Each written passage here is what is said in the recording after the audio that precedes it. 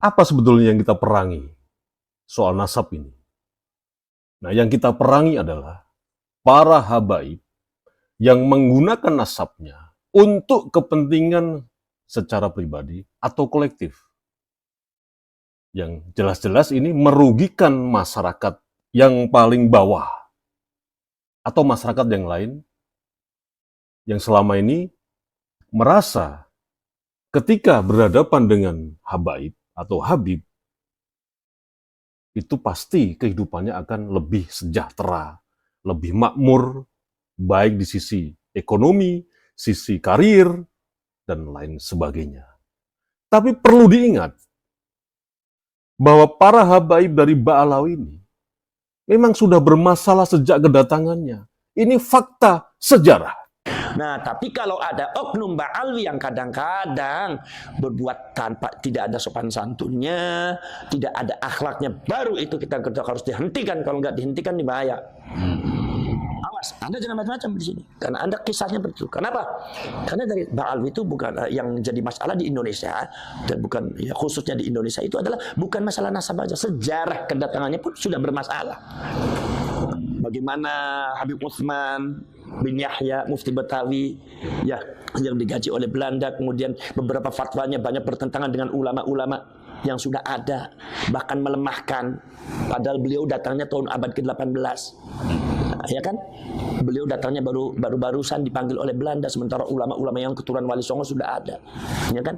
Bagaimana Syarifah Fatimah, di mana Syarifah Fatimah bekerja sama dengan dengan Belanda untuk mendapatkan Kesultanan Banten, di mana keturunan aslinya yang dari Banten itu yang anak terbesarnya itu dibuang di Ambon, sementara dari Syarifah Fatimah Abdullah dijadikan Sultan oleh Banten dan akhirnya mendapatkan masalah.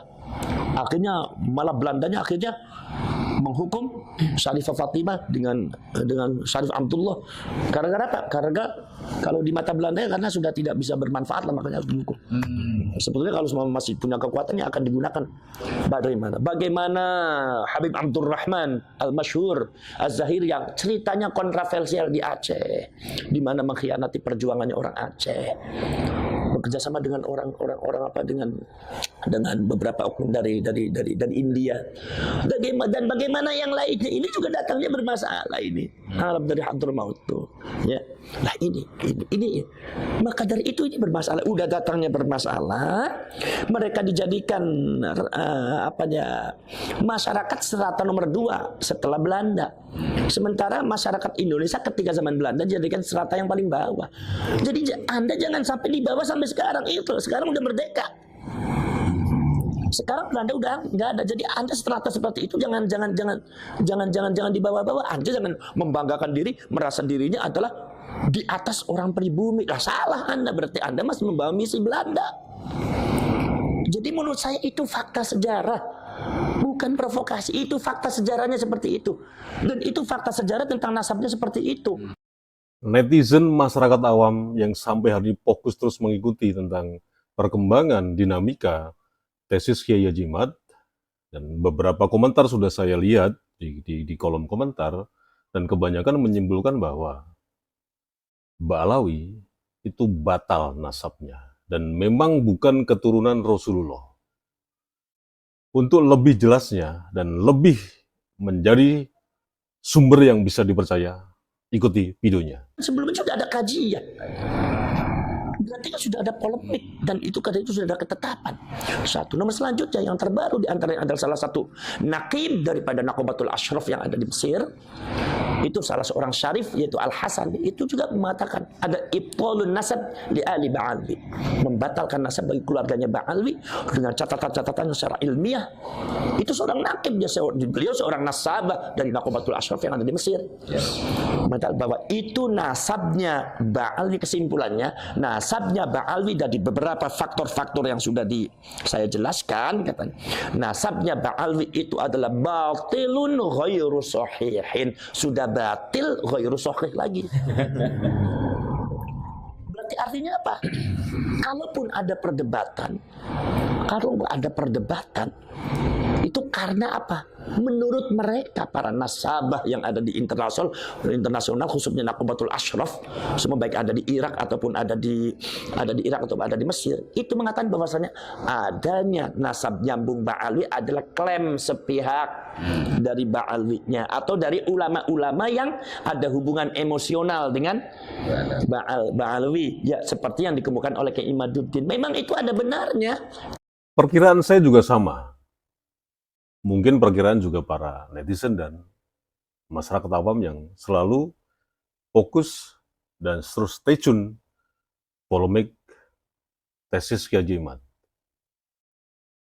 Apakah secara teknis yang dihadirkan dalam perdebatan kalau nanti terjadi itu hanya satu tesis dari Kiai Haji Imad? Sementara saya juga menduga-duga bahwa tesis ini yang membatalkan tentang nasab Ba'alawi ini nggak cuma satu. Karena ini juga udah lama. Artinya tidak hanya Kiai Haji Imad saja yang membuat tesis soal batalnya nasab dari Ba'alawi. Nah, ternyata kalau nanti debat itu terjadi, nah inilah informasi terbaru. Mau tahu seperti apa? Saksikan terus videonya. Karena yang berpendapat begitu bukan Kiai Imad aja, dari dulu gak ada. Saya juga waktu kecil sudah ada beberapa mbah saya dan dikasih tahu sama abah saya bahwasanya Ba'alwi itu memang terputusnya di Abdullah dan Ubaidillah. Saya saja waktu muda udah tahu seperti itu. Dan sebelum viral masalah ini belum ada, saya udah tahu bahwa itu sudah ada masalah. Jadi artinya ya Anda nggak usah debat dengan Kiai Imad, debat dengan semuanya, termasuk dengan Syarif Ainul Rafiq, Nakobatul Ashraf yang ada di Mesir, yang ada di Irak, dan yang lainnya, Imam Fakhruddin Ar-Razi. Itu.